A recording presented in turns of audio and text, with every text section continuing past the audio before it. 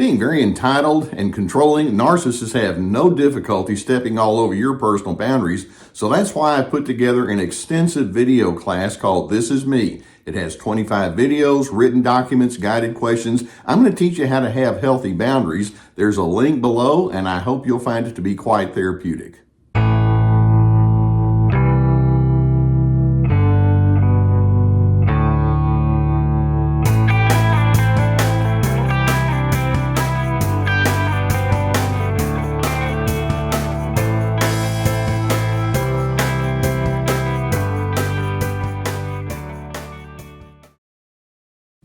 One of the most frequent questions I'm asked is it possible or common for a person to be both narcissistic and codependent at the same time? And my response to that is, well, not only is it common, but it's very likely that that's going to be the case. Now, before we get any further into this, let me pull back and remind you that there's a certain healthy interdependence that we want to go ahead and foster and nurture.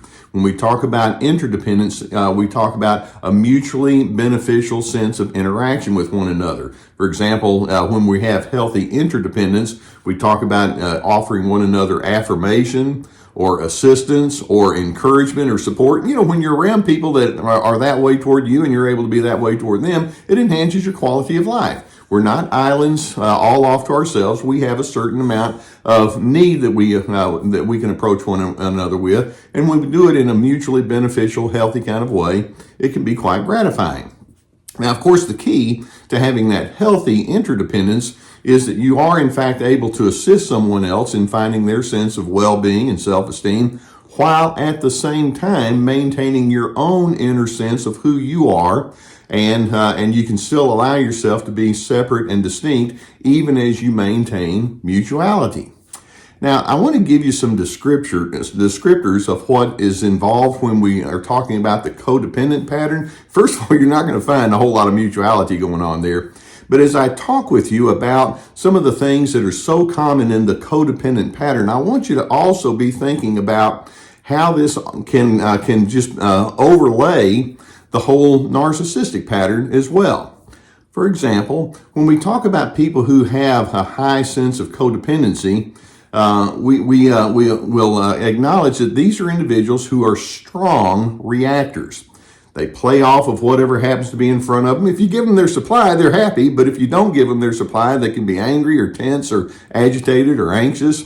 In other words, they don't have a strong interior sense of well-being to draw upon.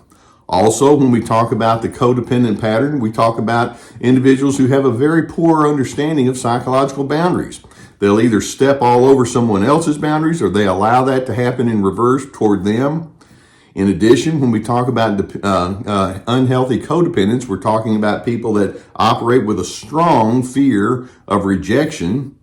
These are individuals who also have addictive tendencies. And when we think of that term addictive, we think of substance abuse and things in that direction. But also when we talk about addictions, we can talk about relationship addictions. Codependent individuals can be addicted to approval ratings and the people that they want to have in their lives. I've got to have more of you. They can be addicted to material gain and whatever kind of benefits they think that's going to satisfy. In addition, when we talk about the codependent patterns, we're talking about being overly impacted by someone else's negatives in their lives. Basically, when someone else is acting in ways that individual doesn't like, it's like, you're not giving me what's due. Why not? Why aren't you going to prop me up? Why aren't you going to act in such a way that I get to feel good about myself? That's what happens with the codependent. Likewise, codependents tend to have a shallow and superficial approach toward love. They want admiration and adoration, but they don't really have that long-term sustaining sense of patience and goodness that goes along with it. In other words, they can be fair-weathered friends or they can be thrown off pretty quickly in the love category. In addition, codependents place way too much emphasis on judgments, specifically towards them, but they can also be judgmental toward other individuals. And then ultimately, because of all of this, you can see that the codependent tends to operate with a real guarded and calculated style in the way that they engage with others. Now, as I say all of that, you can think, well, that sure sounds a lot like some of those narcissistic individuals that I know. Let's underscore that one of the primary ingredients that defines narcissism is the craving to be in control. And what you're going to find is that when the narcissist also has this underpinning of this strong codependent pattern, they'll go into that high control mode. They try to make it seem as though they're the person that's in charge. They know everything, and they're very confident in what they think, say, and do, when in fact, it's driven by that inner neediness, that inner emptiness that's on the inside of them. Narcissists, in their control, they make sure that they convey, I have to make sure that you have the correct opinions about me, and you're supposed to have the right approach toward life that's going to make me feel better, and you're supposed to do whatever is required of you to satisfy my needs in the moment. And so narcissists with that strong control and that internal neediness are just prime candidates for the codependent pattern. Now, notice that when you have that combination of narcissism and codependency, various themes will begin to show up. For example, that narcissist is the kind of individual in their codependence who will make many demands and offer criticism, because it's like, I've got to get you to give me the supply, and if you're not doing it right now, I'm going to let you know in no uncertain terms. Likewise, in their needy, controlling codependence, these narcissists will give you the feeling that says, all I have to do is one false move or give one false statement, and I'm going to tick them off. And so you can feel like you're walking on eggshells when you're around these individuals. Typically, another theme that tends to emerge with these narcissists is that their communication is heavily laced with imperatives. And when I say imperative, you have to, you must, you've got to, you should, you're supposed to. They have this strong agenda because they've got the notion that says, if I can get everything to line up according to the way I think things must be, then I'm going to feel okay. And that's their neediness that's behind that controlling style of thinking. Now, in addition, and this is going to come as no surprise, these needy, controlling, codependent narcissists also claim the victim's position very quickly. Basically, as the victim, they're constantly thinking, you're not giving me what I know that I deserve. And so they have this attitude of deservedness and entitlement, but actually it's part of that codependent neediness. In addition, the narcissist wants to make you responsible for how they feel. That's classic that's classic codependency. You're in charge of making me feel happy. You're in charge of making me feel steady. You're in charge of making me look good. And they put it all onto you as opposed to taking responsibility for themselves. In addition, as part of this pattern, these individuals can have off the charts defensiveness. If you were to dare say, hey, look, there's something going on here that I'm not comfortable with, it's like, you can't say things like that. That doesn't make me feel good, which is classic codependence, which just has a strong overlay with the narcissistic pattern. In addition, as a result, you can see that these narcissists are going to be chronically moody, and the way I put it is they're predictably unpredictable because of that codependence. And then their problem-solving skills and their conflict management skills are incredibly weak.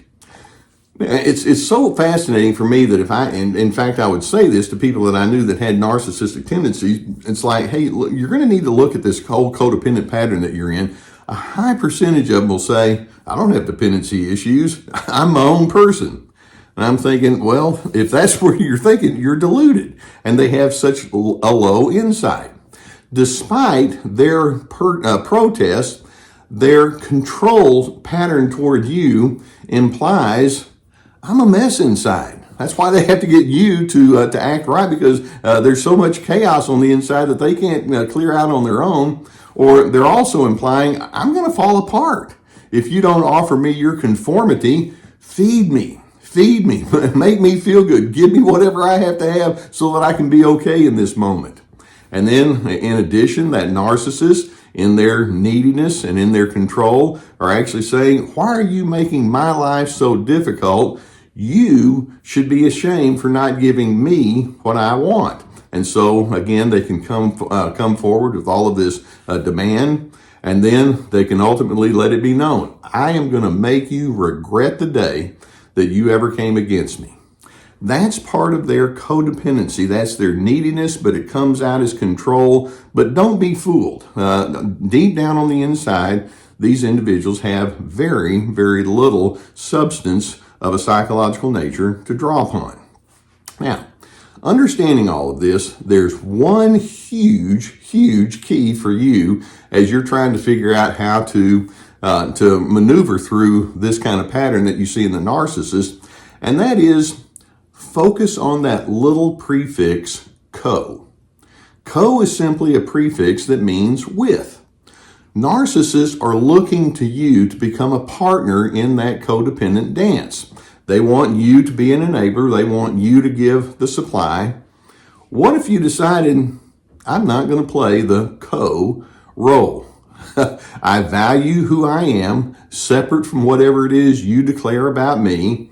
I'm not in charge of your mood, just as you're not in charge of my mood. I'm not codependent, I'm independent. And that means I get to decide who I'm going to be, just as you get to decide who you're going to be. And then I'm hoping you can have that ultimate conclusion that says, I see straight through your controlling demands. Ultimately, I realize there's a needy codependent that's pushing all of that control along. You haven't grown up yet. I'm sorry, but I'm not going to carry the burden of becoming your prop. Now, I hope teachings like this can give you some good insight and awareness of what you're dealing with. If you've not already hit that subscribe button, I would encourage you to do so. I so appreciate you allowing me to be on your journey with you, and I'm hoping this can be beneficial as you grow into your maturation. Likewise, if you have a need for therapy, and I know many times when you're trying to come to terms with these kind of issues, it would be helpful for you to have somebody that you can sit down and talk things out with. You know that I've been sponsored for years now by the people at BetterHelp.com. It's an online therapy service. All you have to do is go through the link that we have below. And in fact, if you go through it, you get a 10% discount on the first month. They'll have a few questions to ask, and then you can choose from a whole team of licensed professional therapists. Please, as the need is there, get the therapy that will help you take it to that next level for you. In addition, I do have my therapeutic courses. It's like signing up for an online class. They're very extensive. It'll take a lot of work. I put a lot of work into them. We have, and each course has at least 25 videos. Each video has written documents, guided questions. We have Ready, Set, Connect about making those healthy connection skills. This is me about establishing proper boundaries, free to be, finding yourself despite those controllers. We also have our website that has many articles on there. We have my podcast. We have my former webinars that I produce, as well as my books. So lots of resources there, and I so appreciate you taking us up on all of that. Okay, know that when you're dealing with that controlling narcissism, there tends to be a really strong, needy codependence behind the scenes that's pushing it along. They tend not to come to terms with that, but the more you're able to see through it, then it allows you to say, I'm not going to get caught in that dance. I don't do that. Instead, I'm committed to my own sense of well-being because I want to have a life of steadiness, and ultimately, I'm headed toward a life that's anchored not in codependency, but in my own personal peace.